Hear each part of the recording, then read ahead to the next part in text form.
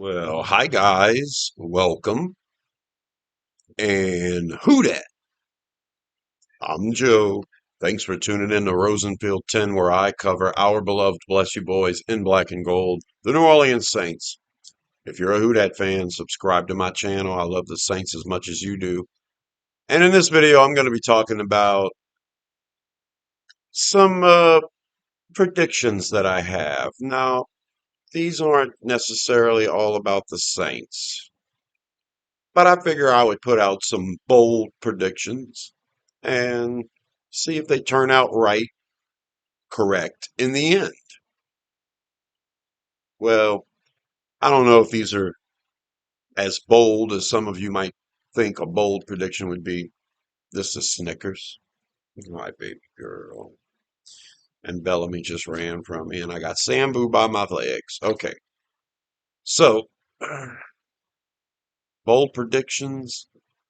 The first one I'm going to mention isn't so bold anymore. It's something that I had predicted months ago when this player was still a consensus third or fourth round player. I was saying linebacker Jacob Rodriguez from Texas Tech was going to be a second round pick. I made that prediction in one of my videos, and you can go back and see it was either right before or right after the combine. Now, after the combine is when everyone started saying, he's going to go a lot earlier. So I shouldn't include it in this, but it's something that I mentioned before, and it's not so bold now. Another one along that same vein, offensive guard Keelan Rutledge. For a long time, he was considered a third round pick. In some of the mocks, I could get him in the top of the fourth round. And my stance was that he was going to be a second round pick, and I stand by that now. The consensus has Keelan Rutledge rated as a round two pick, around 58th overall, which is right at the bottom of the second round. So that's not so much a bold prediction, but it's one I'm making here. Jacob Rodriguez goes in the second round.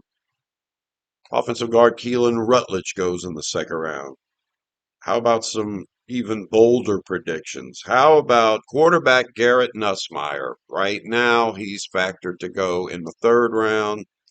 Overall consensus ranking of about 81.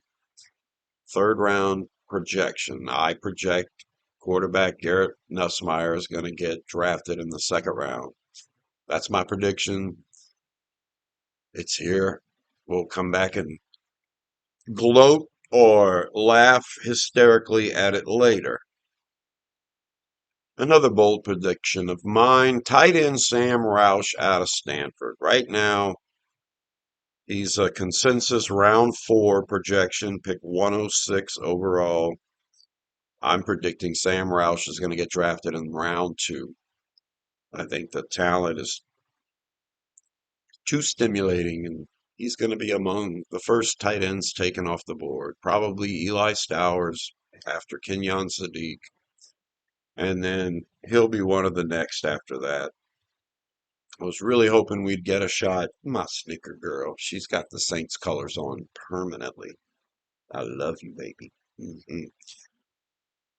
So, I was hoping Sam Roush would be there in the third round for us, fourth round even. If you go by these consensus boards, he should be, but I'm predicting he'll get taken in the second round as well. All right, how about something a little more drastic? Cornerback Charles Emmings out of Stephen F. Austin. Always like this player. I always have him highly rated. And when the Saints get into day three and we're picking in round four and round five, I'm always one of the first to gravitate to grab Demings in that area. He's got a consensus rating of round five, pick 157. But I think Charles Demings is going to go in round two or three. So I'm going to predict day two. He's a round five projection now, consensus. He's risen on some of the boards. If you find individual boards, you may see him as a round four guy. I'm going to predict he's a day two guy. The talent is it's too intriguing. Demings was really good at Stephen F. Austin. Everyone worried about the talent level there that he competed against. Then he went to the Senior Bowl and did well in the practices. Then he had a great combine. The key with Demings is he wasn't just good at Stephen F. Austin, he was dominant. So that's what I figure. A guy that's dominant at a small school that looks good at the Senior Bowl and tests well at the combine. We'll get somebody picking him pretty early. So I was gonna say round two, but I'm gonna say day two. I think he's a round three guy. All right. I don't have really much else to add. That's the only thing I'm willing to go on the record with. Well, what about the Saints? Well, I'm thinking that the Saints are going to pick someone from Miami.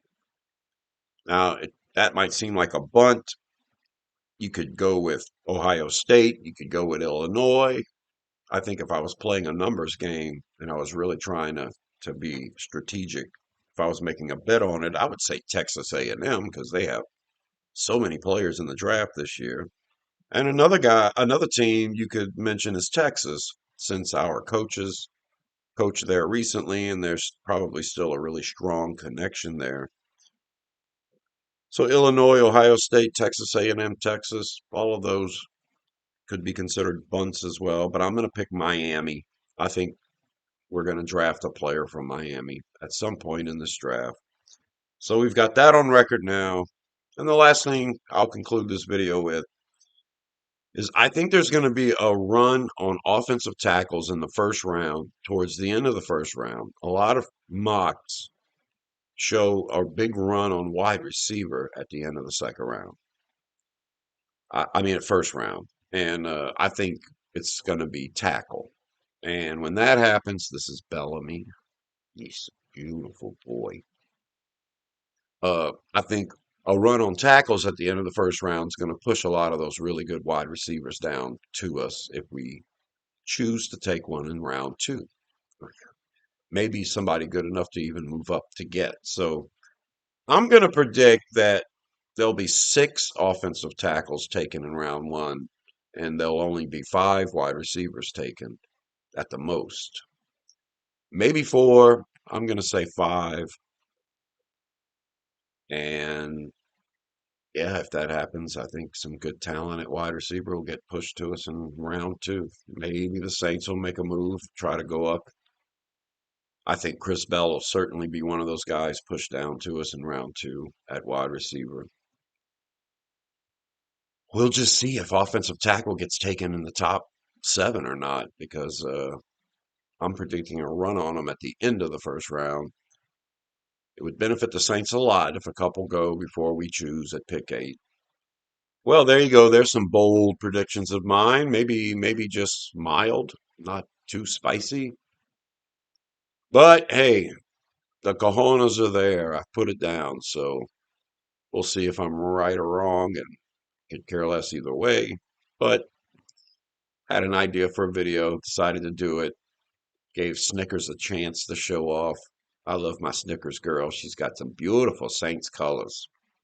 I'm Joe. Subscribe to Rosenfield 10. I'll be doing more videos about the draft, leading up to the draft, and of course, breaking down every pick the Saints make. And until the next one, subscribe to Rosenfield 10, and I'll talk to you later. Who dat?